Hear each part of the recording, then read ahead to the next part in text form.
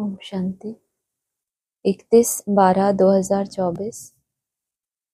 मीठे बच्चे, बाप जो रोज रोज पढ़ाते हैं, यह पढ़ाई कभी मिस नहीं करनी।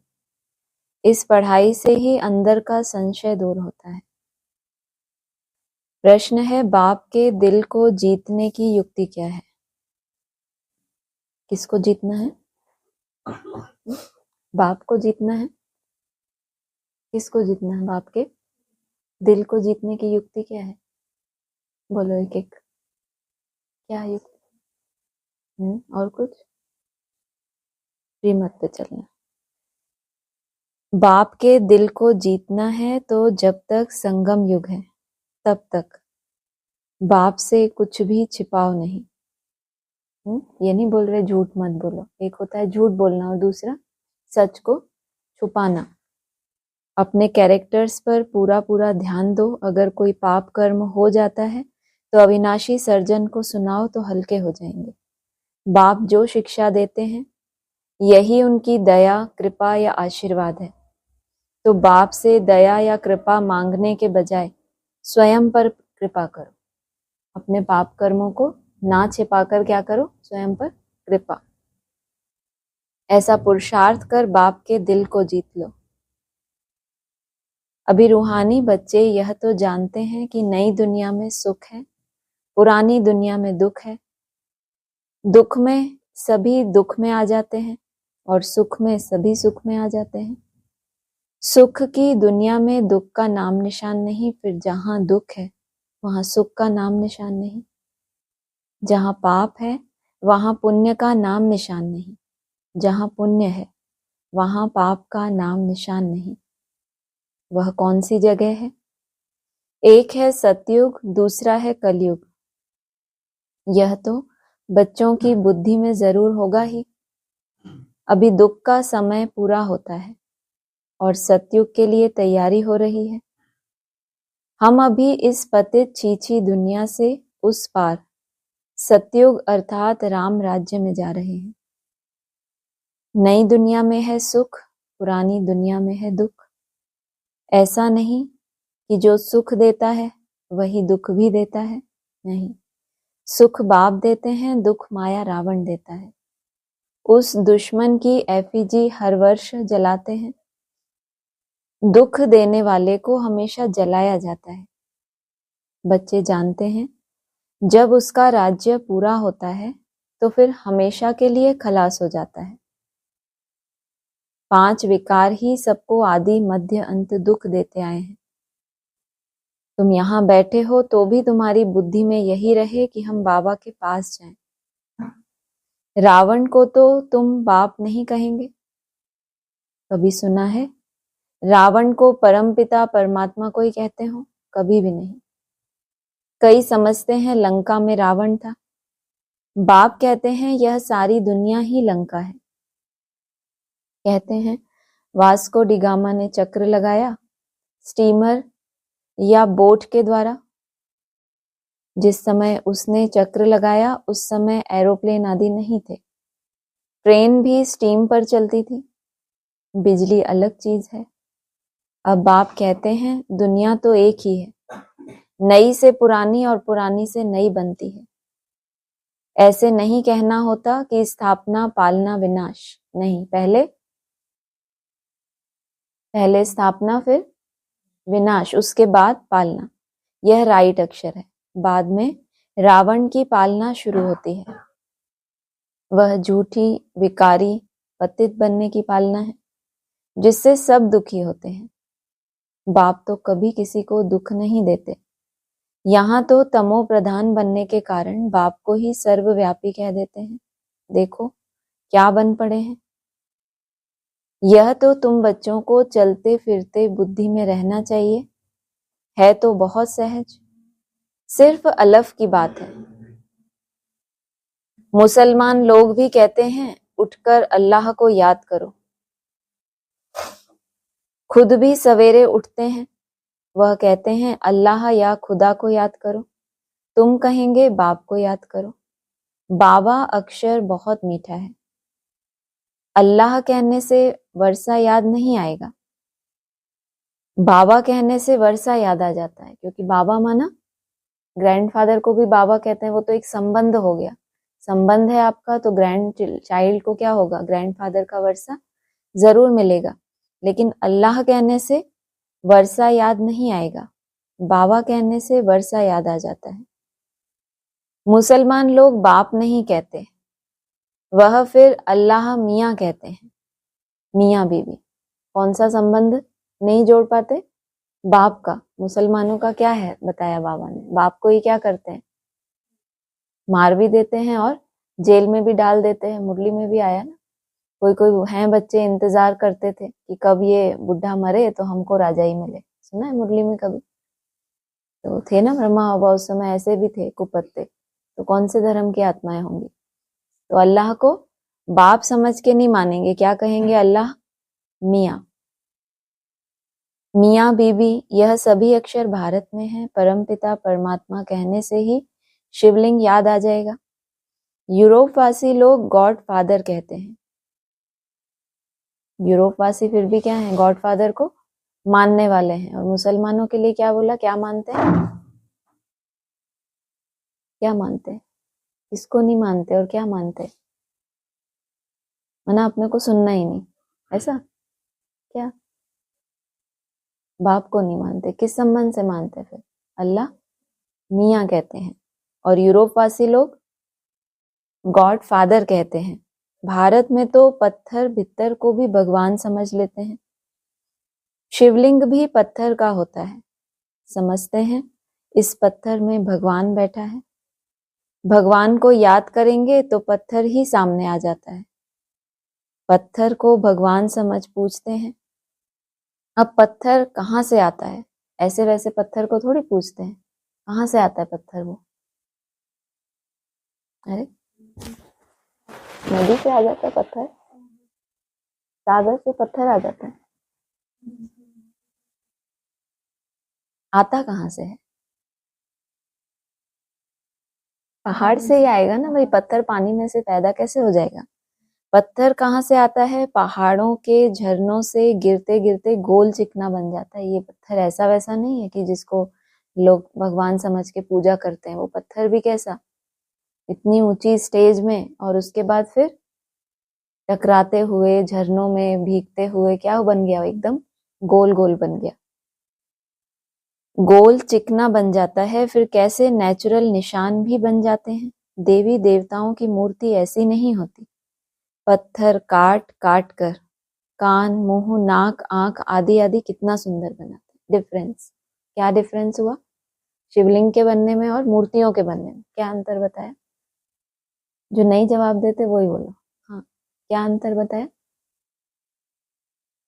अंतर ही कोई नहीं बताया कि शिवलिंग कैसे बनता है, मूर्तियां कैसे बनती हैं। हाँ बोलो बोलो। हाँ, मूर्तियों क्या करना पड़ता है, मूर्तिकार को काटना पड़ता है, मतलब उनके लिए कोई आधार है, उनको बनाने वाला कोई चाहिए। और शिवलिंग के लिए कोई है साकार में जो उसको बताए। वो तो अपने आप ही अपनी यात्रा करते करते क्या बन जाता है, अनुभवी बनते बनते एकदम गोल आत्मा बन जाता है।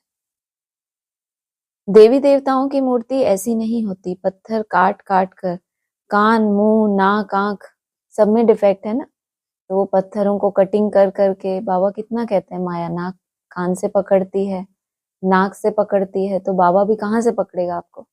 कान नाक से पकड़ेगा ना, फिर काटेगा। कानों से बोला है ना, जिन इंद्रियों से पाप कर्म करेंगे तो क्या होगा, धर्मराज सजा देगा ना उसी रूप से। तो ये सब काट काट कर कितना सुंदर बनाते हैं, खर्चा बहुत करते हैं। शिव बाबा की मूर्ति पर कोई खर्चे आदि की बात नहीं। अभी तुम बच्चे समझते हो, हम 100 देवी देवता चैतन्य में खुद बन रहे हैं। ऊपर बताया इनको काटना पड़ता है, खुद ही तो नहीं काट लेते अपने आप को। तो फिर यहाँ क्या बोला, अभी तुम बच्चे समझते हो, हम 100 देवी देवता चैतन्य में खुद बन रहे हैं। चैतन्य में होंगे तब पूजा आदि नहीं होगी। जब पत्थर बुद्धि बनते हैं तब पत्थर की पूजा करते हैं। चैतन्य में है तब पूजा की दरकार ही नहीं, क्योंकि स्वरूप है। पूजा भी क्यों करे, सब समान बन गए, कौन पूजा करे, सब पूज्य बन गए। और फिर पूजा लेने का भी मादा रहता है उस समय आत्मा में, जब वो स्वयं ही क्या बन गई, चैतन्य में पूज्य। लेकिन उस समय पूजा नहीं होती, जब पत्थर बुद्धि बनते हैं तब पत्थर की पूजा करते हैं, चैतन्य है तो पूज्य हैं, फिर पुजारी बन जाते हैं। वहां न कोई पुजारी होते, न ही कोई पत्थर की मूर्ति होती, दरकार ही नहीं। जो चैतन्य थे उनकी निशानी यादगार के लिए पत्थरों की रखते हैं। अभी इन देवताओं की कहानी का तुमको मालूम पड़ गया है कि इन देवताओं की जीवन कहानी क्या थी। फिर से वही रिपीट होती है। आगे यह ज्ञान चक्षु नहीं था तो जैसे पत्थर बुद्धि थे। अभी बाप द्वारा जो ज्ञान मिला है, ज्ञान एक ही है परंतु उठाने वाले नंबरवार है। पहले ज्ञान का नेत्र नहीं था तो फिर क्या थे? ज्ञान नेत्र नहीं था तो क्या थे तुम? पत्थर बुद्धि। अभी बाप द्वारा जो ज्ञान मिला है, ज्ञान एक ही है परंतु उठाने वाले नंबरवार हैं। तुम्हारी रुद्रमाला भी इस धारणा के अनुसार ही बनती है। एक है रुद्रमाला, दूसरी है रुंडमाला। एक है ब्रदर्स की और दूसरी है ब्रदर्स और सिस्टर्स की। यह तो बुद्धि में आता है। हम आत्माएं बहुत छोटी बिंदी माफिक है। गायन भी है, भ्रुकुटी के बीच चमकता है अजब सितारा। अभी तुम समझते हो हम आत्मा चैतन्य है, एक छोटे सितारे मिसल हैं। फिर जब गर्भ में आते हैं तो पहले कितना छोटा पिंड होता है, फिर कितना बड़ा हो जाता है। वही आत्मा अपने शरीर द्वारा अविनाशी पार्ट बजाती रहती है। इस शरीर को ही फिर सब याद करने लग पड़ते हैं। वही आत्मा कौन सी? जो एकदम छोटे सितारे मिसल है। गर्भ में आते हैं तो पहले कितना छोटा पिंड होता है। पहले अपने अनेक जन्मों का पता होता है क्या? बहुत थोड़ा ही नॉलेज होता है ना।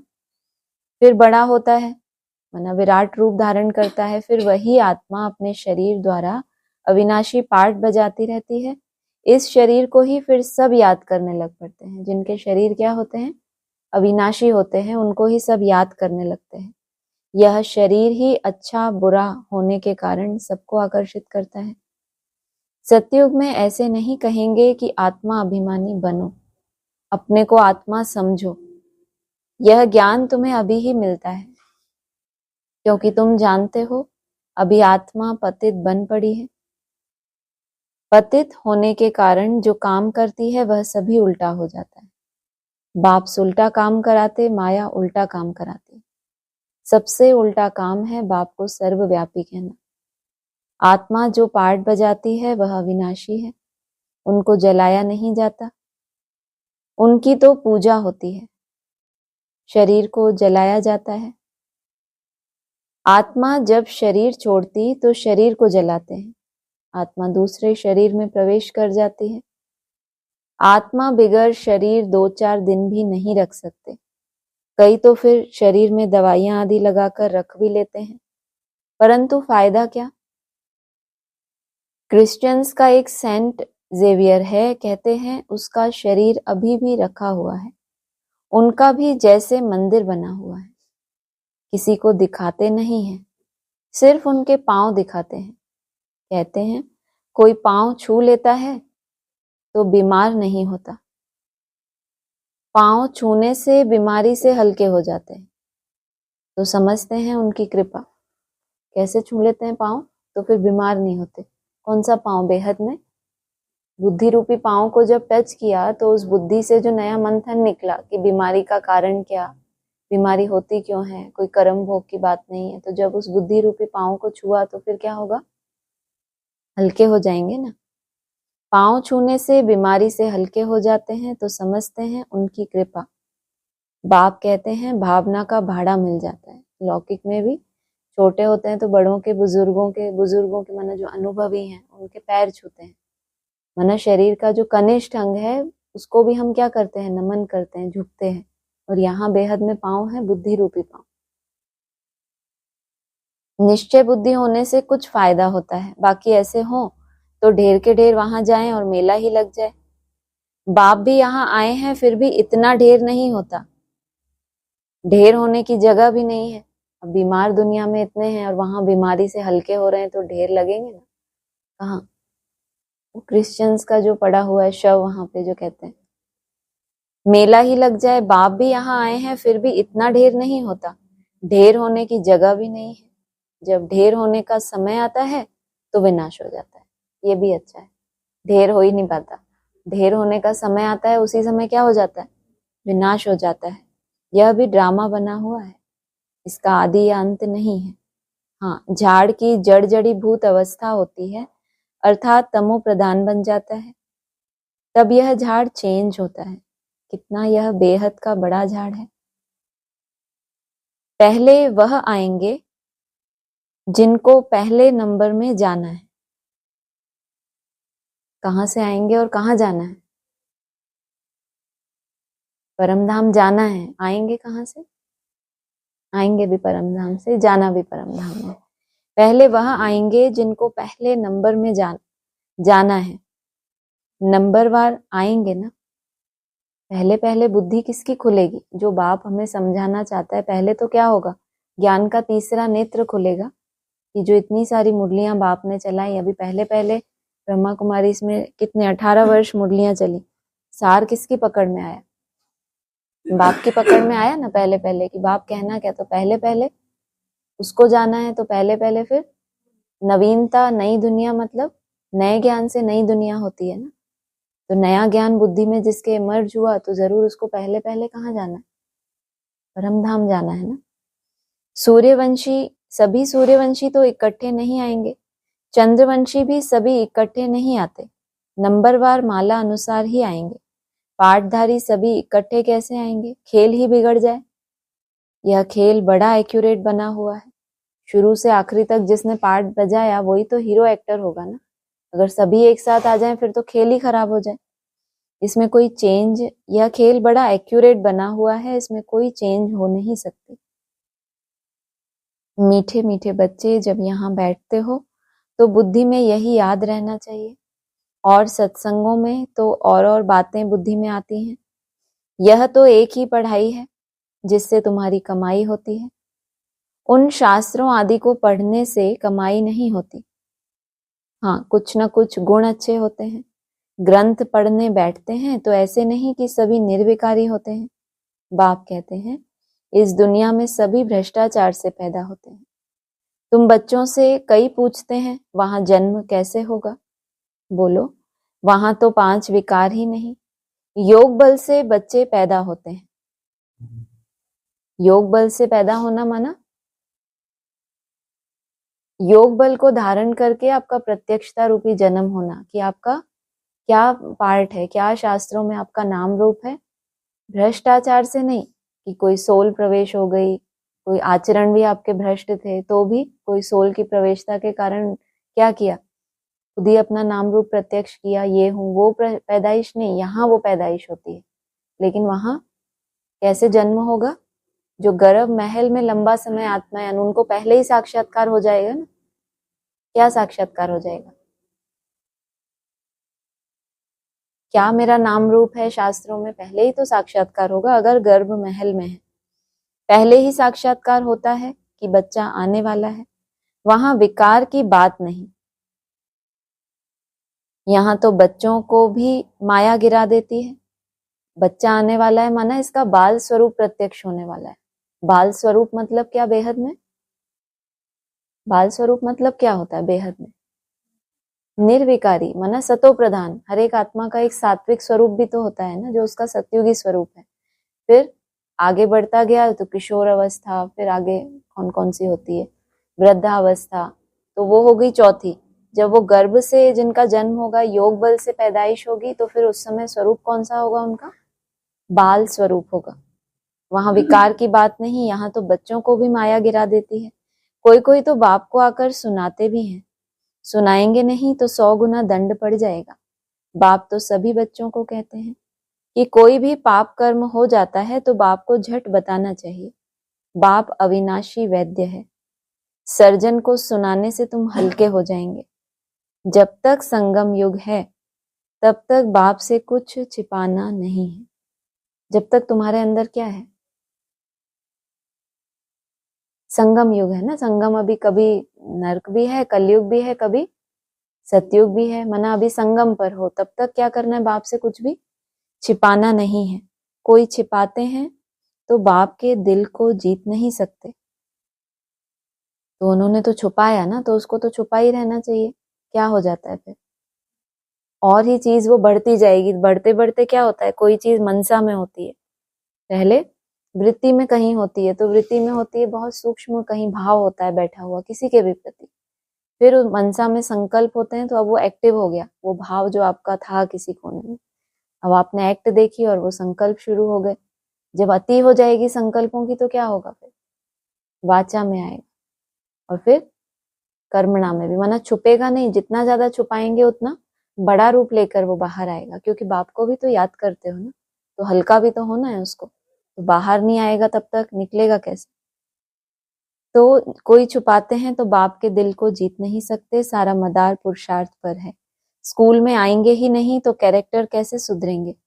इस समय सबके कैरेक्टर्स खराब हैं, विकार ही पहले नंबर का खराब कैरेक्टर है। इसलिए बाप कहते हैं बच्चों, काम विकार तुम्हारा महाशत्रु है। आगे भी यह गीता का ज्ञान सुना था तो यह सभी बातें समझ में नहीं आती थी। अभी बाप डायरेक्ट गीता सुनाते हैं। अभी बाप ने तुम बच्चों को दिव्य बुद्धि दी है, तो भक्ति का नाम सुनते हंसी आती है कि क्या क्या करते थे। दूसरों के ऊपर नहीं, किसके ऊपर, अपने ही ऊपर आएगी ना। जितना जितना दिव्य बुद्धि आपको मिलती जाएगी उतना उतना अपने ही भक्ति मार्ग के संस्कार स्पष्ट दिखाई देंगे ना खुद को। अभी तो बाप शिक्षा देते हैं, इसमें दया कृपा या आशीर्वाद की बात होती नहीं, खुद पर ही दया कृपा या आशीर्वाद करनी है। बाप तो हर बच्चे को पुरुषार्थ कराते हैं। कोई तो पुरुषार्थ कर बाप के दिल को जीत लेते, कोई तो पुरुषार्थ करते करते मर भी पड़ते हैं। बाप तो हर बच्चे को एक जैसा ही पढ़ाते हैं। फिर कोई समय ऐसी गुह्य बातें निकलती हैं जो पुराना संशय ही उड़ जाता है, फिर खड़े हो जाते हैं। कोई ना कोई संशय का बीज है बुद्धि में, जिसके कारण पुरुषार्थ में खड़े नहीं आप हो पा रहे, लेकिन मुरली में कोई कभी ऐसी गुह्य बातें आती हैं तो ये संशय क्या हो जाता है, उड़ जाता है। इसलिए बाबा की पढ़ाई कभी मिस नहीं करनी चाहिए। मुख्य है बाप की याद, दैवी गुण भी धारण करने हैं। कोई कुछ चीची बोले तो सुना अनसुना कर देना चाहिए, हियर नो इविल। ऊंच पद पाना है तो मान अपमान, दुख सुख और हार जीत सब सहन जरूर करना है। बाप कितनी युक्तियां बतलाते हैं, फिर भी बच्चे बाप का भी सुना अनसुना कर देते हैं, तो वह क्या पद पाएंगे। बाप कहते हैं, जब तक अशरीरी नहीं बने हैं तब तक माया की कुछ न कुछ चोट लगती रहेगी। अशरीरी बन गए तो फिर आप बचे ही नहीं, तो चोट किसको लगेगी। चोट किसको लगती है, देह को या आत्मा को। आत्मा को भी लगती है चोट, लेकिन जब वो देह को ज्यादा भान में होती है तब उसको चोट लगती है। जब तक अशरीरी नहीं बने हैं तब तक माया की कुछ न कुछ चोट लगती रहेगी। बाप का कहना नहीं मानते तो बाप का डिसरिगार्ड करते। बाबा पूछते हैं ना, डिसरिगार्ड तो नहीं किया, लेकिन बाबा कह रहे हैं बेहद का डिसरिगार्ड माना आपने। अगर मुरली में जो जो बाप ने कहा आप अगर वो नहीं मानते तो जैसे आप क्या करते हैं, बाप का डिसरिगार्ड करते। फिर भी बाप कहते हैं, डिसरिगार्ड को सहन करते हुए भी बाप कहते हैं, बच्चे सदा जीते और जागते रहो। जीते तो रहो, लेकिन कोमा में चले जाते हैं तो वो मुर्दे होते हैं क्या। कोई कोमा में चला जाता है तो क्या होता है, जिंदा होता है या मरा हुआ होता है। जीते रहो और साथ में जागते रहो, और बाप को याद कर ऊंच पद पाओ। सिर्फ जाग रहे हो और बाप को याद नहीं कर रहे, बस हम जाग रहे हैं, हमारी आंखें खुली हैं, लेकिन बाप को याद कर फिर ऊंच पद पाओ। 4 काम करो सदा, फिर से बोल रही हूँ, लिख लो, जीते और जागते रहो, फिर बाप को याद करके ऊंच पद पाओ। तो क्या करेंगे, कल से 1 बजे से उठना होता है ना, कल से 1 बज रहा है ना, भले विदेशियों का है, बज तो रहा है, अपने को तो बहाना ही चाहिए ना खुद को आगे बढ़ाने का। तो नया साल होता है तो सभी अपने लिए कोई ना कोई क्या करते हैं। आज पुराना आखिरी दिन है ना पुराने साल का, तो कुछ पुरानेपन को विदाई नहीं देंगे? कुछ सोच रखा है या अभी प्लान करेंगे बैठ के? सोच लिया, वेरी गुड। किसने किसने सोच लिया है? भाई लोग सोच से परे चले गए, सबने सोच लिया, वेरी गुड। कमाल होगी ये तो, पहले से ही सोच लिया कि 1 तारीख से क्या हम त्याग करेंगे। अभी रिपोर्ट लेंगे उसकी, ऐसा नहीं, हल्के में नहीं, इसको पूरा करते हैं। हाँ जी, ऑनलाइन वाले भी अपना अपना तैयार रखिए, क्या क्या तैयारी की है आप लोगों ने दिवाली से लेके नवंबर दिसंबर 2 महीना वार्म अप हुए, अभी कल से क्या दौड़ी लगानी है, अपना अपना तैयार रखना मैटर। अच्छा, मीठे मीठे सिकीले दे बच्चों प्रति माता पिता बाप दादा का याद प्यार गुड मॉर्निंग। रूहानी बाप की रूहानी बच्चों को नमस्ते, रूहानी बच्चों की रूहानी बाप दादा को नमस्ते। सार है, कोई भी उल्टी सुल्टी बातें करे तो सुना अनसुना कर देना है। हियर नो इविल, दुख सुख मान अपमान सब कुछ सहन करना है। दूसरा है, बाप जो सुनाते हैं उसे कभी भी सुना अनसुना करके बाप का डिसरिगार्ड नहीं करना, और माया की चोट से बचने के लिए क्या करेंगे भाई लोग? माया की चोट नहीं लगे उसके लिए क्या करेंगे? अशरीरी बनेंगे, जब तक नहीं बनेंगे तब तक माया की चोट लगती ही रहेगी। चोट से बचने के लिए अशरीरी रहने का अभ्यास जरूर करना है। वरदान है, बाप समान रहम दिल बन सबको क्षमा कर स्नेह देने वाले मास्टर दाता भव। जैसे बाप को रहम दिल मर्सीफुल कहते हैं, ऐसे आप बच्चे भी मास्टर रहम दिल हो। जो रहम दिल है वही कल्याण कर सकते हैं, अकल्याण करने वाले को भी क्षमा कर सकते हैं। वह मास्टर स्नेह के सागर होते हैं, उनके पास स्नेह के बिना और कुछ है ही नहीं। वर्तमान समय संपत्ति से भी ज्यादा स्नेह की आवश्यकता है, इसीलिए मास्टर दाता बन सबको स्नेह देते चलो, कोई भी खाली हाथ ना जाए। स्लोगन है, तीव्र पुरुषार्थी बनने की चाहना हो तो जहां चाह है वहां राह मिल जाएगी। कितना अच्छा स्लोगन। तीव्र पुरुषार्थी बने नहीं है, लेकिन बनने की क्या है? चाहना है। तो जहां आपकी चाहना है तो याद की यात्रा से क्या होगा? सभी संकल्पों की विधि और सिद्धि दोनों ही मिल जाएगी। ओम शांति। जी हम ट्रेन पर आए, बोल नहीं सकते। कोई बात नहीं, कोई बात नहीं। हाँ जी, और कौन बोल रहा है? एस वाला है अपना। हाँ, आपका है शीतल। बोलिए। ओम शांति। ओम शांति। हाँ जी, अभी नए साल में अभी फिलहाल तो हमने है ना 1 हफ्ते के लिए अखंड भट्टी रखी है। अखंड भट्टी, वाह। माना दिन में भी सुबह रात में भी भट्टी चल रही है? नहीं नहीं, रात को नहीं हाँ भाई, भाई, दिन वही में तो। खाली हाँ वो ठीक है, वो ठीक सुबह है। 8 से शाम 5। अरे वाह, बहुत अच्छा। मतलब वहां पर हैं आप लोग, ऊपर पाठशाला में कोई ना कोई रह रहे हैं हाँ, ऐसा? हाँ, अच्छा, कितने लोग हैं? पाठशाला में। आप 2 होंगे निर्बंधन अभी वाले? जो भी आए वो हाँ हम 2-3 है, वो तो है ही। हाँ हाँ हाँ, बढ़िया, बहुत अच्छा। बाकी जिसको जैसे भी सूट होगा वो हाँ आए जी, करेंगे। बढ़िया, बहुत अच्छा। ठीक है, ठीक है। ओके, ओम शांति। ओम शांति। हाँ जी, सीमा बहन बोलिए। हाँ जी, ओम ओम शांति। शांति। इस भट्टी का पार्ट तो बन ही रही हूँ यहाँ बैठ के। हाँ जी, बाकी आज जो थोड़ा लगा अमृत तुल्य में अव्यक्त स्थिति बनाने के ऊपर प्रयास ज्यादा करना है मुझे। हाँ जी, तो उसके लिए ही अटेंशन रखना है और उसी में ही अपना सारा फोकस करना है उसके ऊपर। ठीक है। हाँ जी, और कोई?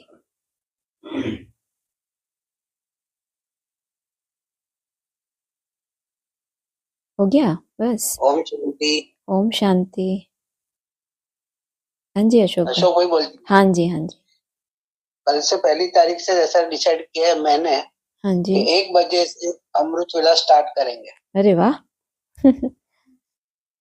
आप वैसे तो 2 फिर बजे शुरू करते थे, हाँ हाँ, 2 लेकिन बजे आपकी शुरू करते थे, अभी आपकी 1 बजे शुरू करेंगे। नींद भी पूरी होनी चाहिए, लेकिन उसका भी ध्यान रखिए, है ना? हाँ, वो तो पूरी हो हो जाती है। जाएगी। हाँ जी, हाँ जी, ठीक है, ठीक है। और यही कोई? पुरुषार्थ कर। बढ़िया, बहुत अच्छा। और कोई? हो गया?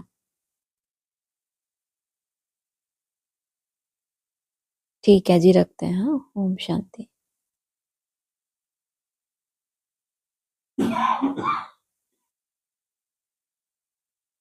हाँ जी, आप लोगों को कुछ है? कुछ नहीं? कुछ नहीं है?